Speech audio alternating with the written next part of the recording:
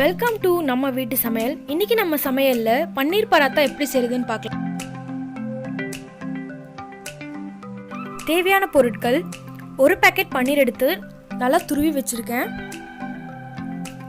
அரை கப் மைதா, ஒரு கப் கோதுமை மாவு,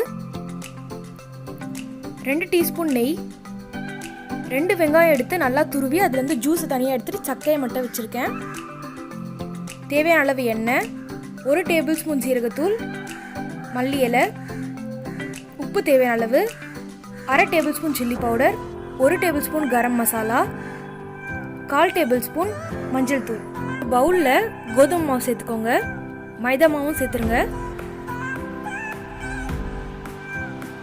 உப்பு தேவையான அளவு,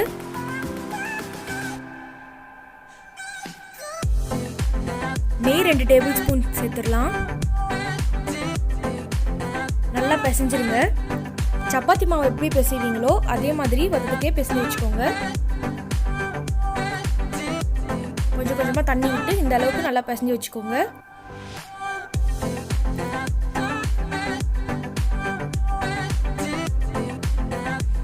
ஒரு பேன் வச்சு எண்ணெய் ஊற்றிக்கோங்க.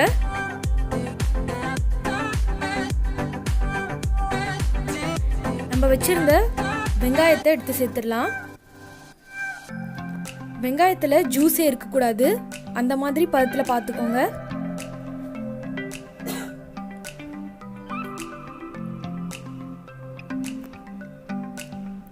வெங்காயம் நல்லா வதங்கட்டும். இப்போ பன்னீர் ஆட் பண்ணிக்கலாம்.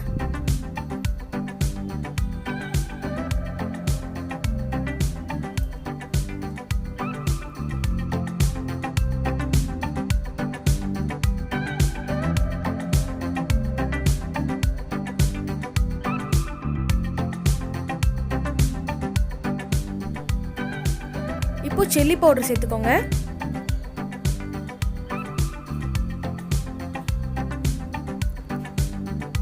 கரம் மசாலா,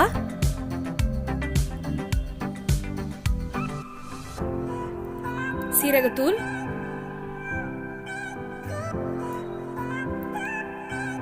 மஞ்சள் தூள். இப்போ நல்லா மிக்ஸ் பண்ணி விட்டுருங்க.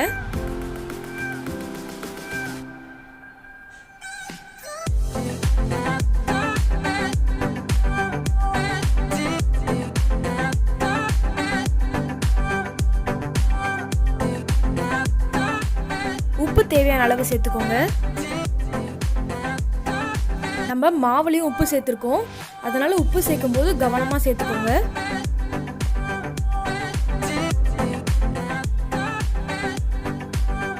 கொத்தமல்லி சேர்த்துடலாம். கொத்தமல்லி கொஞ்சம் நிறையவே சேர்த்துக்கோங்க, அதுதான் நமக்கு நல்ல ஒரு ஃப்ளேவரை கொடுக்கும். இதை நல்லா ஒரு 7 to 8 மினிட்ஸ் நல்லா வதக்கி விட்டுருங்க. பாருங்க, இந்த பதத்தில் இருக்கணும். இப்போ ஸ்டவ் ஆஃப் பண்ணிட்டு மாவு பிசைஞ்சு ஸ்டஃப் பண்ணிடலாம். இப்போ மாவுலேருந்து ஒரு சின்ன பால் எடுத்துக்கோங்க.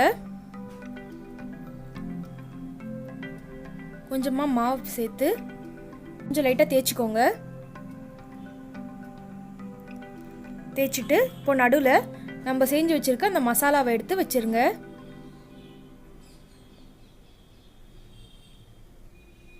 இப்போ ஃபுல்லாக சீல் பண்ணிடுங்க, வெளியே வராத மாதிரி.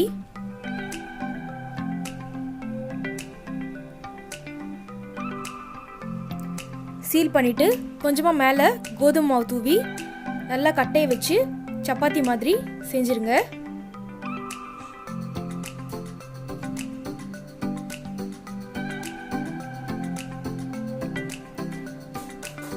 இந்த ரெசிபி ரொம்பவே டேஸ்டாக இருக்கும், எல்லாருக்கும் ரொம்ப பிடிக்கும். கண்டிப்பாக செஞ்சு பாருங்கள். தவால எண்ணெய் ஆட் பண்ணிக்கோங்க. நம்ம செஞ்சு வச்சிருக்க பராத்தாவே சேர்த்துடலாம்.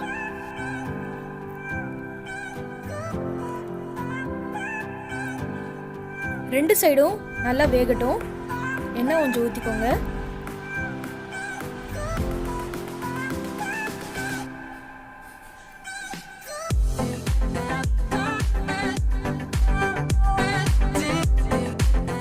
ரெண்டு பக்கமும் திருப்பி திருப்பி போட்டு சமநிலையில் வேக வைங்க, அப்போதான் நல்லா இருக்கும்.